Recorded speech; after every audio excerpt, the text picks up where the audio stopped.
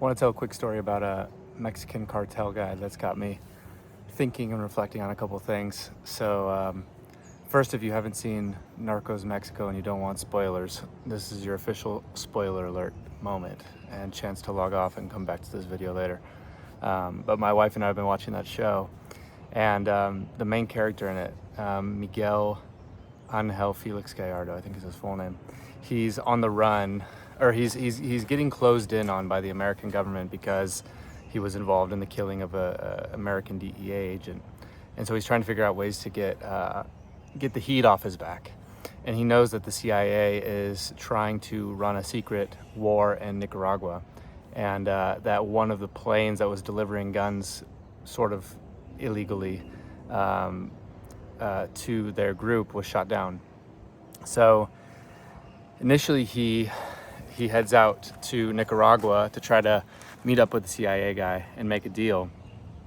And I think you're kind of under the impression he's going to bring a bunch of cash to kind of help fund the fight, fund the war there, in a backdoor kind of way that that the CIA wouldn't be able to do necessarily through American legal routes. And so he shows up to this military camp, and he sees the American guys pat him down, then walk him through the camp, and then take him to an airplane. And they say, and then Miguel stops and he's like, whoa, I'm not getting on any plane. Like, let's meet here somewhere in one of these tents.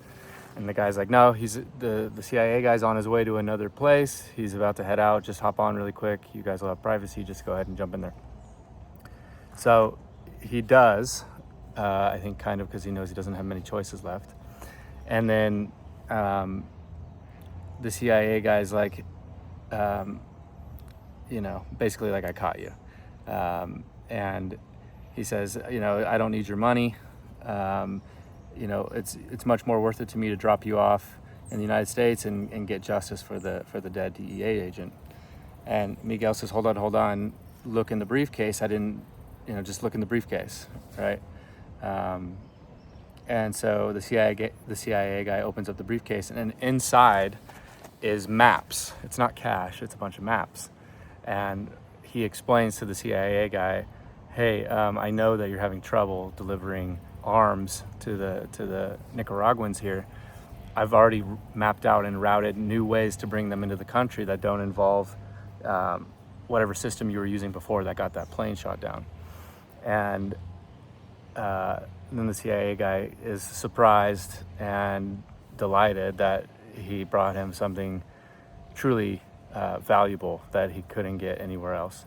So it got me thinking about the gap sometimes between what I might think someone wants right away versus what they really want. And I think it's a good lesson in business. One of the first things that examples, real world examples that comes to mind is like, if you're marketing to business owners or people with money, and you're only marketing and using the terminology about growing big and making a lot of money and 10xing things, I think there's a time and place for that type of messaging. But a lot of times people in those positions, they're more worried about risk management than they are even doubling their business. They're more concerned about, hey, how do I not lose what I have already and find safer ways to grow. So in this case, Miguel could have just brought that guy, the CIA guy, a bunch of cash, but instead, not only does he think in advance and in ahead of something really unique that this guy really could want and need, but also reflecting on himself and saying, what can I offer that nobody else can't? And so the routes through Mexico into Nicaragua to bring those guns, that's something that he uniquely can deliver. So the CIA guy might have been doing the math in his head, like, you know what, it's going to be a big career builder for me to bring this Mexican cartel guy back. But what if, and maybe it might be nice to have his money, but I can probably find money from somewhere else. So in this case, Mr. Bad Guy Cartel figured out, what can I uniquely bring and offer that nobody else can? That's what this guy really needs versus what he could probably find somewhere else.